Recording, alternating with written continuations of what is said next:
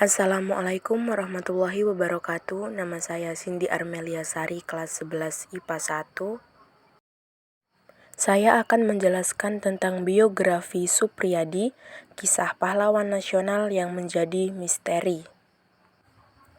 Suprijadi diketahui lahir pada tanggal 13 April 1923 di Jawa Timur yang ketika itu masih dalam masa kependudukan Hindia Belanda. Ayahnya bernama Raden Darmadi yang dikenal sebagai Bupati Blitar saat kemerdekaan Indonesia.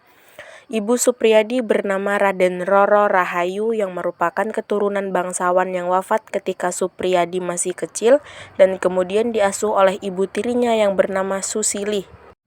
Suprijadi diketahui merupakan putra pertama dan ia masih mempunyai 12 saudara lagi. Suprijadi mulai mengenyam pendidikan pertamanya dengan bersekolah di Els yang setara dengan sekolah dasar.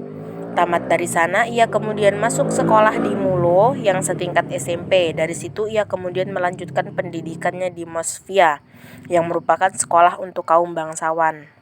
Sekolah ini untuk mendidik untuk menjadi pegawai pemerintahan atau pamong praja pada masa kolonial Belanda. Namun belum lulus dari sekolah tersebut, tentara Jepang kemudian menduduki Indonesia.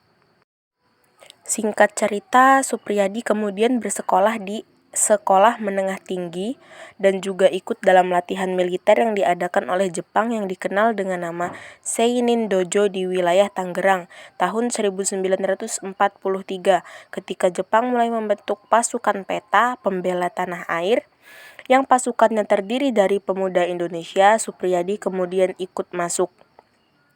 Dengan latihan militer yang keras yang diikuti oleh Suprijadi membuat ia kemudian mendapat pangkat sebagai komandan peleton atau Sodancho yang kemudian dikenal dengan sebutan Sodancho Suprijadi. Oleh Jepang, Suprijadi kemudian ditugaskan di Blitar, Jawa Timur. Ia ditugaskan mengawasi pekerja Romusha. Penderitaan pekerja-pekerja tersebut mendorongnya untuk memberontak melawan Jepang. Saat Soekarno sedang mengunjungi orang tuanya di Blitar, pasukan peta memberitahunya bahwa mereka sedang merencanakan pemberontakan dan meminta pendapat Soekarno.